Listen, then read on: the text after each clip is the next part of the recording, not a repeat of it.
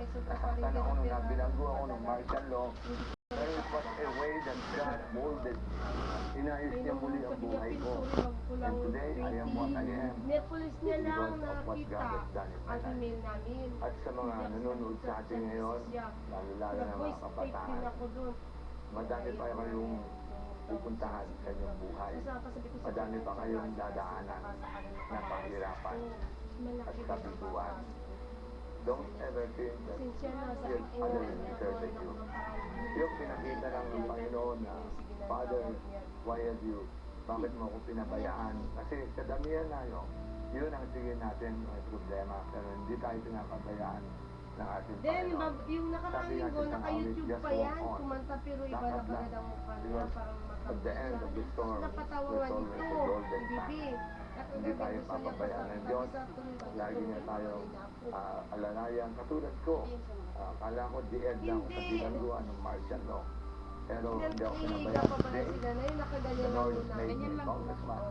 He was gone Para mas and maganda not yung kanya forsaken. malutay. Hindi pa ako, And bukas God na will never magpapamalinis forsake na you. mga ano, Whatever you're parang ang dumi na rin undergoing ito. right now. Nanay niya, ang gusto niya raw yung panya malutay. Palitan natin, ito mayroon. Ang pagninilay sa ikaapat na wika ay ibabahagi sa atin ni Father Marcelino E. Saria ng Order of the Father! Oh. Talaga si mother. Eh, kasi ito, papalabas. Sobrang sipag kasi. Ang ating Panginoon, Tingnan mo, daya ko sa sigarilyo. ikalawang yugto ng kanyang pagdurusa. Ha? Pagkatapos niyang ipako sa krus, Alam mo, dahil nagtaba-taba na sana ako yung hinihinda niya na kinanay. ngayon. Eh, siyempre hindi ako Ang hirap. makatulog. Labas na naman ang buto ko kung magpahilutin sana. Kailangan ko maraming na laban hanggang bukas. Sa susunod na sesyon na lang, ha? Mamanhid na ang kanyang Oo, paa. kasi nga may mga ko na marunong niya Pagkat hindi na yung makadaloy mga ng bungot. gusto, ang dugo, sa iba't ibang bahagi ng kanyang katawan. Kapag ganito raw ang nangyari, Ito yung kanyang Hindi si na rin Fiscal tayo Day, oh. maayos mag-isip. Dahil hindi na rin nakakadaloy ng gusto ang dugo sa ating ulo. Kaya kahit gaanong pilit niyang hanapin ang presensya ng kanyang ama, hindi niya na ito makita at maramdaman. Hindi na makadaloy ang dugo mula sa kanyang puso papunta sa kanyang utak. Kaya ang nabitiwang salita ay hindi na Yan ang ama ko, nakita ko yan doon Hindi. sa monitor. Biglang nagpula. ang salitang namutawi sa bibig Tinuro na ganyan ay na- hindi na isang kasagutan. ng ano ng Hindi sa isang monitor tanong. nila puro na gano'n na Diyos araw. ko, Tapos nilagyan ng X. bakit mo ko Kabuk-kabuk ba yan? Parang pinabayaan? nabubugan na ng ganyan. Oh. Isa. Tapos ito may Naranasan niyo dalawang bang pa na maliliit iwanan na kayo naglogo. ng mahal niyo sa buhay? Sabi ko, mabuti lang. Ito raw nagsasabing masakit ang ulo niya. Isa sa Pinapunta pinakamalungkot na namin. bahagi ng Nakatapat aking ako, buhay pinatalian niya rito. ay ang paglisan Hinilot itong apo niya na ng sa aking kamay, kapatid walang iba. Kung papuntang hinilot abroad tulad ng inabutan namin kita, para ay hinihigit ko magsiman. na ng gusto. Putok Nasa talaga. elementarya pa lang Higa lang ako. yan sila rin siguro hanggang ngayon dito. Sakit sa pagkain, aking dito murang kami sa isipan ospital. ang kanyang pag-alis. Hindi yan. Sapagkat sa aming magkakapatid, Oo nga, ako kaming nga, dalawa ngayon, nasakit ang ulo ko, ang hindi malapit basta sa pala isa't yung isa. hinutin yan. Ang naalala ginawa ko nung binubulot sinusundo na niya ng ako sa buhok ko. school. Ginaganyan ko. Siya Pareho lang yun. ang sumbungan ko Hindi naman. kapag may mga kaklase akong umaaway sa akin. Malayo pa lang siya, nangangatog na ang tuhod ng mga kaklase ko. Palibasay malaki, Eh, yung ang ano, hindi na At yun. makipulo ang katawan. Kaya mabuti. takot Yung na takot padala ni sila. Nanay, ito talaga pinadala ni Mal, hindi pa Isang na namin beses, nakiklaim. Tinusok ako ng kaklase ko ng partible gusto sa nito akin. magpunta ng Manila. Umiyak lang ako. Eh, tita ko Kala lang ko nga Hindi ko siya nag-alis na to. pinatulan. Si Chris.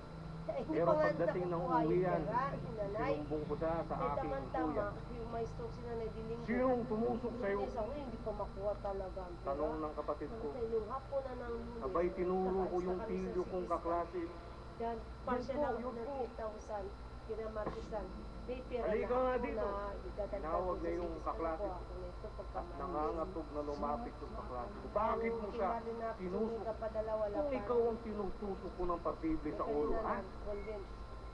Hindi mo munduroy pa ba? Uulitin mo pa ba yun? Bata, mga apo dyan, Sabi ng kaklase ko, Buktawan, hindi na po. Sabi ko, nagawan ko O, na sige. ng schedule. Ginawa Isa sa kapatid ko. sa akin, ang anak ko, dalawa rin lang. Sabi ko, Joseph, kahit na Bukod sa tagapagtanggol, pero mga anak mo rin ang siya rin ang tagaturo sa akin gagamit. ng magandang Tutulong sa asal. mga anak ko. Isang araw nga, Nag-ano rin din sila. habang kami naglalaro ng chess, nagkamali ako ng move Kay at Joseph, nakain yung queen ko. At dahil sa dalawa sila ni bigla, Bilin ng kay Bilin Sabado-Linggo. bigla akong nakabitaw ng hindi magandang salita. Pag nagsabi ako At sa nang marinig Sabado-Linggo, niya yun, dito ang ang sabi tulog, niya, maaga pa sa "Anong Sabado, sabi mo?" dito na yung magpapakain.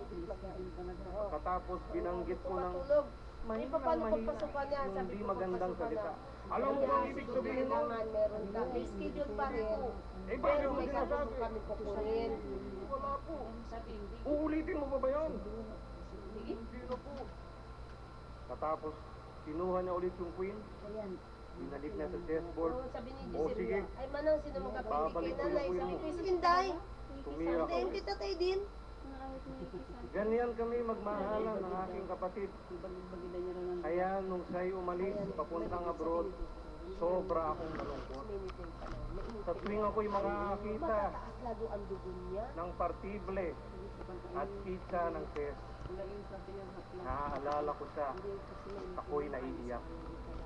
Masakit na mawalan Paksiw ng lagi isang eh. mahalagang bahagi ng iyong buhay. Kaya pala eh, Eh ngayon nga, Kung masakit ako doon. ang iwanan ka ng iyong Hanggang mahal. ngayon, nagpa ng malungga. hindi kami napasira ni Anton. Si Anton, sige lang Kapag kapag ikaw ang umisan o umiwan sa iyong mahal. Hoy ma, si Anton, dinala niya dito yung Ganyan bata. naman ang naramdaman ko Kanya raw sa iba, ko lang wala nung ako'y lumisan Nakita, gwapo-gwapo, sa sabi niya. piling ng aking dating Sabi niya, kasintahan. gwapo ba ng aking kamukha niya raw. Paalam ako sa kanya, Anton, pagkat iwan mo ako'y siguro papasok pwede mo na lang sa matanggap sa seminaryo. sarili mo na marunong ka rin Sabi ko, magpaniwan.